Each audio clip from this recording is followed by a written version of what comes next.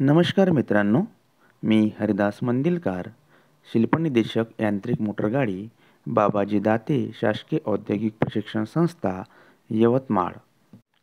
आजचा टॉपिक आहे break system of vehicle. यामधील आपण पॉवर असिस्टेड सर्वो ब्रेक हा प्रकार बघणार आहोत. ब्रेक सिस्टीम ही घर्षण तत्वावर कार्य करते. ब्रेकचे मूळ तत्व म्हणजे घर्षण होय. गाडीच्या कायनेटिक एनर्जीचे घर्षणामुळे हीट एनर्जीमध्ये रूपांतर होऊन चाकाची गती कमी होते अथवा गाडी थांबते.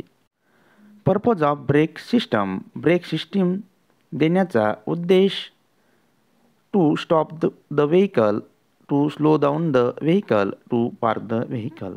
गाडी थांबविण्यासाठी, गाडीची गती कमी करण्यासाठी आणि गाडी पाहिजे त्या ठिकाणी उभी करण्यासाठी या ब्रेक सिस्टीमचा उपयोग होतो.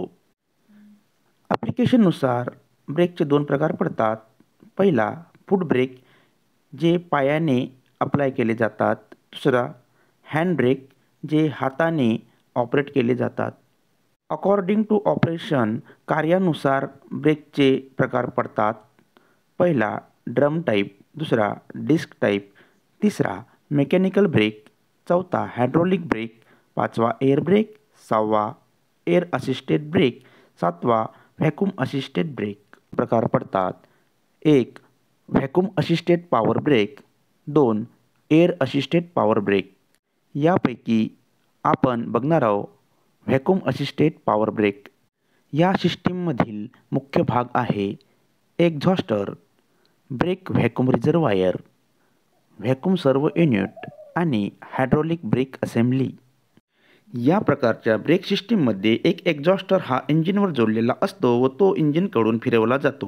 व्हॅक्यूम रिझर्व टँक ही फ्रेमवर जोडलेली असते, तर सर्व युनिट किंवा बूस्टर हे मास्टर सिलेंडरच्या अगोदर जोडलेले असते. एक्झॉस्टर हा व्हॅक्यूम टँकशी जोडलेला असतो. व्हॅक्यूम टँक व्हॅक्यूम बूस्टरशी स्टील पाईपद्वारा जोडलेली असते. ब्रेक पॅडल रॉड हा सर्व युनिटच्या पिस्टनशी व सर्व युनिट पिस्टन रॉड हा मास्टर सिलेंडर पुश रॉडशी जोडलेला असतो. सिलेंडरपासून पाईप विभागून मागील व पुढील चाकांच्या व्हील सिलेंडरला जोडला जातो. याप्रमाणे या ब्रेक सिस्टीमची सर्वसाधारण रचना असते. या सिस्टीममधील मुख्य भाग आहेत booster cylinder, diaphragm, master cylinder, push rod, brake pedal, vacuum control valve, linkage किंवा push rod, vacuum inlet passage, atmospheric port. सर्व युनिटच्या वरील बाजूस एक वॉल्व बसविलेला असतो. ब्रेक पॅडल दाबल्यावर हा वॉल्व सर्व युनिट चेंबर व रिझर्वायर टँक यांच्या मार्गातून बाजूला होतो. त्यामुळे सर्व युनिट चेंबरमधील हवा व्हॅक्यूम टँकमध्ये खेचली जाऊन सर्व युनिट चेंबरमध्ये व्हॅक्यूम तयार होते. या व्हॅक्यूमकडून सर्व युनिटमधील पिस्टन खेचला जातो. पिस्टनला पुढील बाजूस पुश रॉड जोडलेला असतो. हा पुश रॉड मास्टर सिलेंडरमधील पिस्टनला पुढे दाबतो. त्यामुळे संपूर्ण हायड्रॉलिक ब्रेक असेंब्ली कार्यान्वित होते व ब्रेक ऑपरेट होतो. सर्व पॉवर ब्रेकमधील पुढील प्रकार आहे व्हॅक्यूम सस्पेंडेड पॉवर ब्रेक.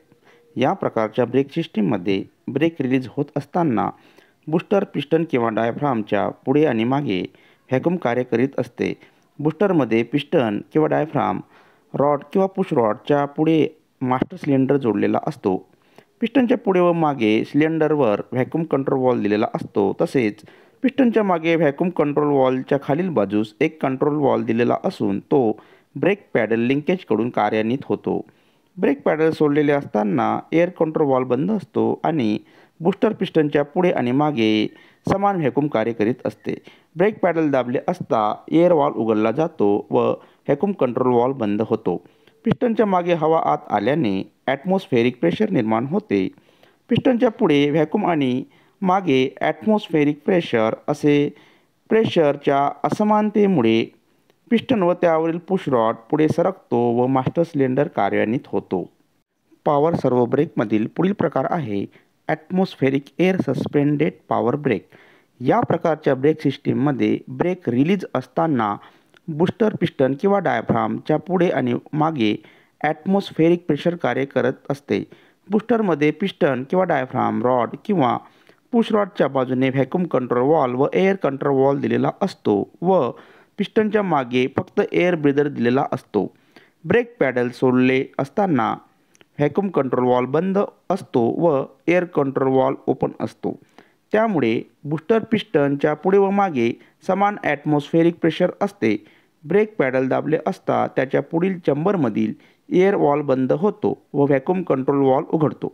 त्यामुळे पिस्टनच्या पुढे व्हॅक्यूम निर्माण होते व मागे ॲटमॉस्फेरिक प्रेशर असते.